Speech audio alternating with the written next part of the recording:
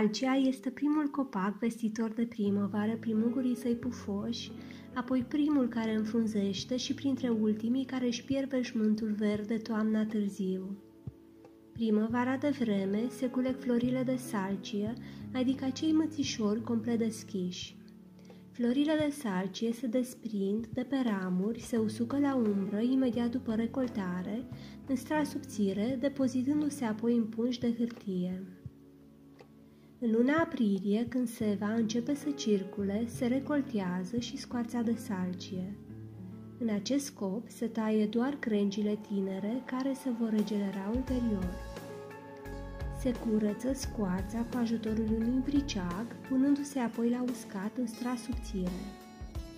Când scoarța devine casantă, procesul de uscare s-a încheiat, iar aceasta se pune la păstrare în săculeț de pânză. Pulberea se obține măcinând scoarța bine uscată și mărunțită în râșnița electrică de cafea.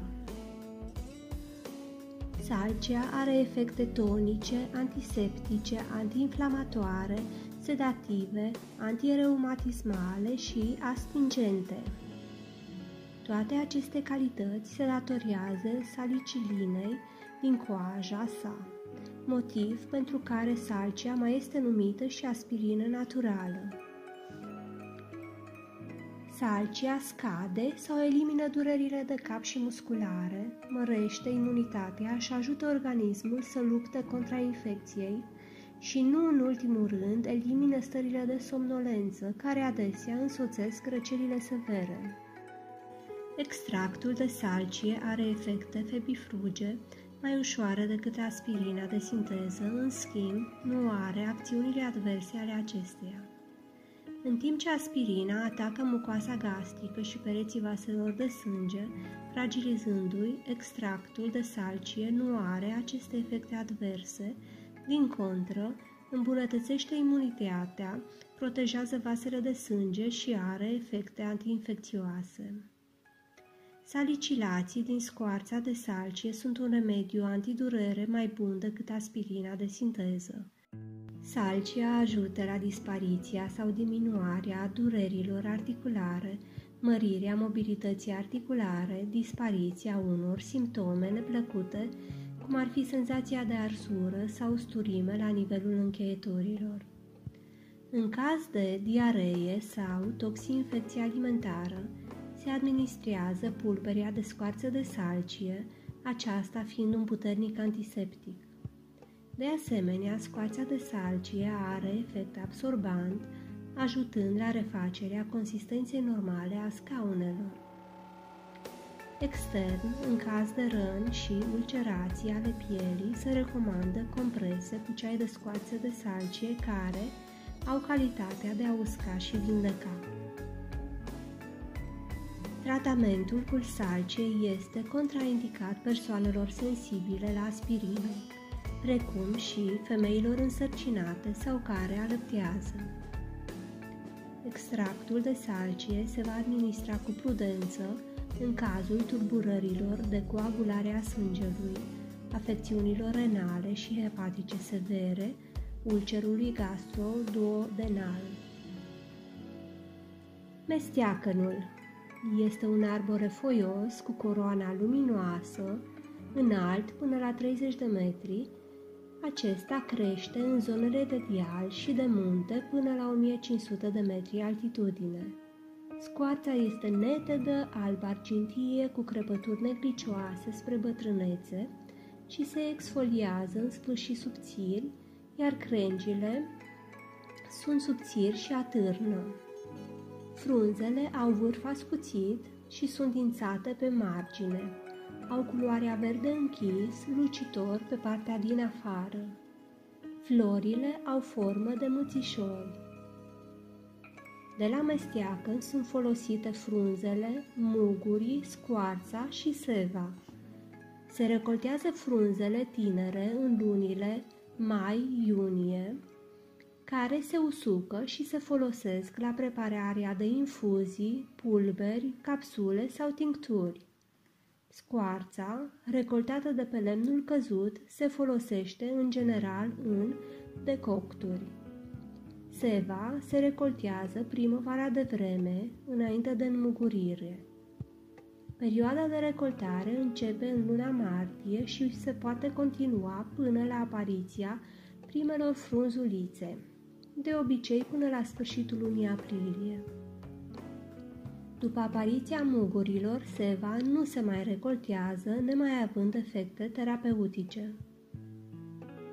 Seva de mesteacăn este un lichid limpede, incolor, are un gust plăcut asemănător unui suc natural, dulceac acrișor și este revigorant.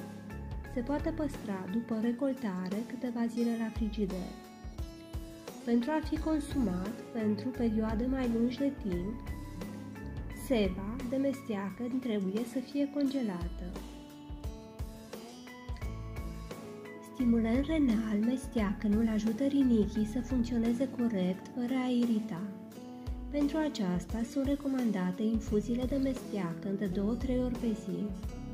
La rândul său, seva de mesteacăn este un eficient remediu diuretic care previne formarea caliculilor renali, dizolvând nisipul și pietrele la rinichi. Seva de mesteacăn ajută la tratarea infecțiilor localizate la nivelul căilor urinare sau al vezicii urinare, precum cistita. Mesteacănul este un remediu recomandat pentru scăderea febrei și tratarea infecțiilor. Mesteacănul ajută la combaterea infecțiilor, având un efect antibacterian. Mesteacănul stimulează funcția renală și eliminarea lichidelor din organism. De aceea este util pentru tratarea afecțiunilor care necesită o eliminare corectă a lichidelor.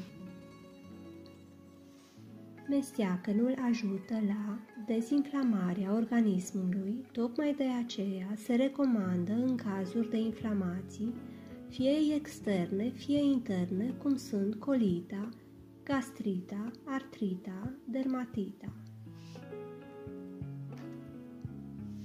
Mesteacănul are un efect sudorific care ajută la combaterea răceililor și a gripei. Pentru aceasta se prepară o infuzie din frunze de mesteacăn la care se adaugă frunze de tei și sucul de la o jumătate de lămâie. Ajută de asemenea la reducerea problemelor artritice, a articulațiilor inflamate și a durerilor musculare cauzate de lovituri sau de un exces de activitate fizică. Se folosesc frunzele din care se prepară infuzie sau cataplasme care se aplică pe articulații sau pe mușchii dureroși și inflamați. Este un antispastic, mesteacănul ajutând la combaterea colicilor stomacale. Mesteacănul reduce nivelele de colesterol nociv din organism și ajută la normalizarea acestora. Uleiul esențial din frunze de mesteacăn este un excelent remediu pentru ameliorarea durerilor reumatice sau artritice.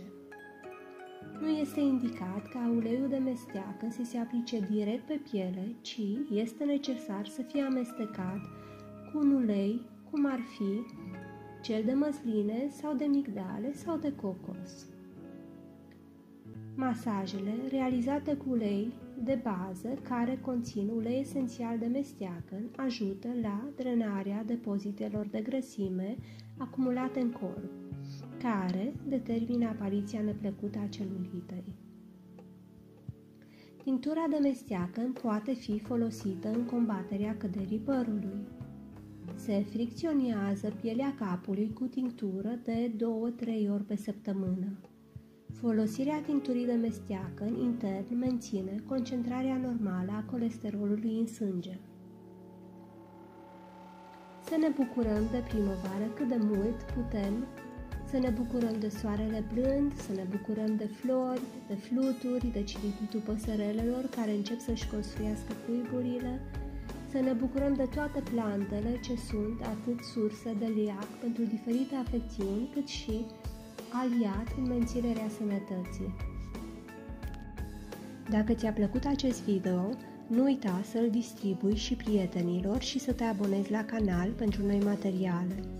Găsești un buton Abonează-te sub fiecare videoclip YouTube sau pe pagina canalului. Dacă ai o sugestie care poate îmbunătăți acest canal sau o întrebare sau pur și simplu vrei să-ți spui părerea, lasă un comentariu mai jos sau trimite un e-mail.